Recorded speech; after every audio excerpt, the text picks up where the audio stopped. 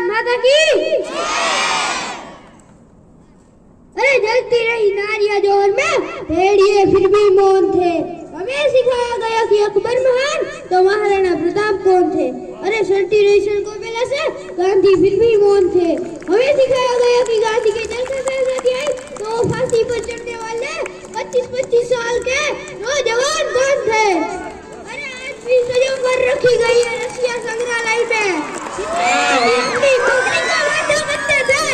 अरे कहाँ गई वो रसिया जिस पर भगत सिंह सुखदेव राजगुरु हंसते हंसते फांसी पे झूले थे। हालत मूर्ख देख के रोया न गया, हालत मूर्ख देख के रोया न गया। कोशिश करिए यार पर मुझ के सोया न गया। अरे कितने झूले थे फांसी पे, कितनों ने गोली खाई थी।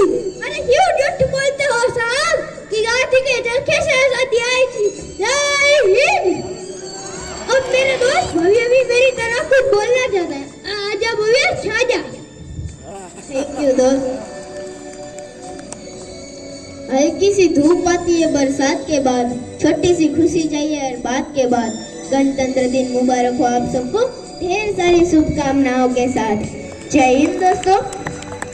एक इम्पोर्टेंट सा टॉपिक जिस पर बात करनी हम सबके लिए जरूरी है और वो है देशभक्ति। देशभक्ति क्या है? सिर्फ नारे लगाना, वंदे मातरम, जय हिंद, भारत माता की जय, इंकलाब जिंदाबाद, ये देशभक्ति है? या इन नारों के नाम पर गुंडागर्दी करना, कोई एक धर्म के नारे लगाते हुए दंगा करवाना, या कोई मस्जिद या मंदिर के नाम पर लड़ना, ये देशभक्ति है? असली देशभक्ति तो वो है जो इन नारों को और स्लोगन्स को अपनी जिंदगी में उतारे और अपनी जिम्मेदारी का अच्छे से पालन करे। ये देशभक्ति है। सिर्फ वर्दी पहनने से काम नहीं चलता, उसकी कीमत और फर्ज भी पता होना चाहिए। अपने भारत के संविधान को फॉलो करे, संविधान का सम्मान करे और अपनी जिम्मेदारी के साथ वफादारी करे। स्कूल में शिक्षक का सम्मान करे, ये देशभक्ति है। और उसी प्रिंसिपल की जिम्मेदारी है कि बच्चों को सिर्फ और सिर्फ रोबोट ना बनाए, सिर्फ और सिर्फ किताबों का कीड़ा ना बनाए, बल्कि उसे एक अच्छी जिंदगी जीने की सीख दे। ये देशभक्ति है। घर में बच्चों को एक अच्छी परवरिश देकर उसे एक अच्छा नागरिक बनाने की माँ बाप की जिम्मेदारी भी है और ये देशभक्ति भी है। ज्ञानी गुरुवाणी सुनाते हैं, पर नहीं उस गुरुवाणी में गुरुओं ने देश के लिए क्या कुर्बानी दी थी, ये बताकर सबके दिलों में देशभक्ति का जज्बा पैदा करे, वो देशभक्ति है। चलिए हम 4 वर्णों की बात करते हैं, ब्राह्मण, क्षत्रिय, वैश्य और शूद्र। लेकिन जात पात से नहीं, हर एक व्यक्ति जो ज्ञानी है वो मेरे लिए ब्राह्मण है। हर एक व्यक्ति जिसमें क्षमता है अपने राष्ट्र की रक्षा कर सके, बुराइयों के खिलाफ खड़ा हो, उसके खिलाफ आवाज उठे, वो एक सच्चा क्षत्रिय है। वैश्य जो अपने व्यापार को इतना अच्छा करे कि राष्ट्र का भला हो, वो एक सच्चा वैश्य है। और शूद्र जो अपने राष्ट्र को साफ रख सके, दूसरे की गंदगी साफ कर देश को स्वच्छ रखे, वो एक सच्चा शूद्र है। ये कैटेगरी वर्णों के हिसाब से नहीं बल्कि कर्मों के हिसाब से होनी चाहिए। पानी बचाना, बिजली बचाना, ट्रैफिक सिग्नल ना तोड़ना, कोई माँ बेट को ना छेना, ये देशभक्ति ही है। 15 अगस्त या 26 जनवरी आती है तब तो हर कोई अपने अपने तरीके से सोशल मीडिया में देशभक्ति का गुणगान करते हैं, देशभक्ति का ज्ञान बांटते हैं। लेकिन जैसे ही 26 जनवरी गुजरेगी उसकी देशभक्ति भी गुजर जाती है। उसके बाद जब तक कोई राष्ट्र पर्व नहीं आता तब तक सब सो जाते हैं। भला ये भी कोई देशभक्ति है?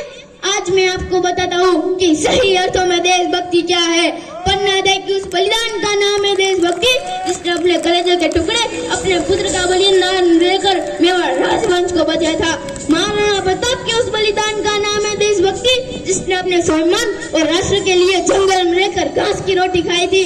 पृथ्वीराज जवाहर, महाराणा सांगा, शिवाजी जैसे वीर सपूतों के उस राष्ट्र प्रेम का नाम है देशभक्ति, जिसने इस मातृभूमि की रक्षा के लिए अपना सर्वस्व न्यौछावर कर दिया था।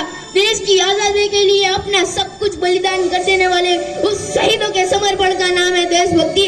मंगल पांडे के उस शौर्य का नाम है देशभक्ति, जिसने लाखों लोगों में क्रांति फैलाने की चिंगारी जलाई। लक्ष्मीबाई के उस पराक्रम का नाम है देशभक्ति, जिसने अपने स्वयं और आने वाले वंश की भी परवाह न की। उदय सिंह के उस वीरता और साहस का नाम है देशभक्ति, जिसने जलियांवाला हत्याकांड का बदला लंदन जाकर जनरल डायर को गोली मार कर लिया था। भगत सिंह, सुखदेव, राजगुरु जैसे वीर सपूतों के उस राष्ट्र प्रेम का नाम है देशभक्ति, जिसने अपने रत्नों की परवाह करते हुए हंसते हंसते फांसी पर चढ़ गए। चंद्रशेखर आजाद की उस सुगंध का नाम है देशभक्ति, जिसने अपनी अंतिम सांस तक अंग्रेजों से लड़ते रहे, कभी हार ना माने। महात्मा गांधी के उस त्याग का नाम है देशभक्ति, जिसने अहिंसा और सत्य के मार्ग पर चलते हुए देश को आजाद करवाने में अहम भूमिका निभाई। इतना ही नहीं, और कितने वीर सपूतों के कारण ही आज हम स्वतंत्रता की सुगंध में सांस ले रहे हैं, चैन से जिंदगी जी रहे हैं। अरे ये सब तो इतिहास में की बातें है, परंतु आज भी हम सब के बीच एक ऐसा ही देश, एक ऐसा ही राष्ट्र प्रेमी जिंदा है, और वो है हमारे प्रधानमंत्री श्री नरेंद्र मोदी। उन्होंने अपनी माता के अवसान पर भी सिर्फ और सिर्फ 4 घंटों में सब क्रिया पूर्ण करके उसको अलविदा कहके अपने राष्ट्र के कामों में लग गए। एक जिंदा मिसाल है हम सब के बीच में। तो देश के नागरिक होने के कारण हमारा कोई दायित्व या कर्तव्य नहीं बनता इस मातृभूमि के लिए? सोचो सोचो दोस्तों, सोचो। और अंत में किसी महापुरुष ने क्या खूब लिखा था कि ना चाहो मान दुनिया में, ना चाहो स्वर्ग को जाना, ना चाहो मान दुनिया में, ना चाहो स्वर्ग को जाना, यह वरदे माता, रहूं मैं भारत का दीवाना, करूं मैं कौम की सेवा, पड़े चाहे करोड़ों दुख, अगर फिर लूं आकर जन्म,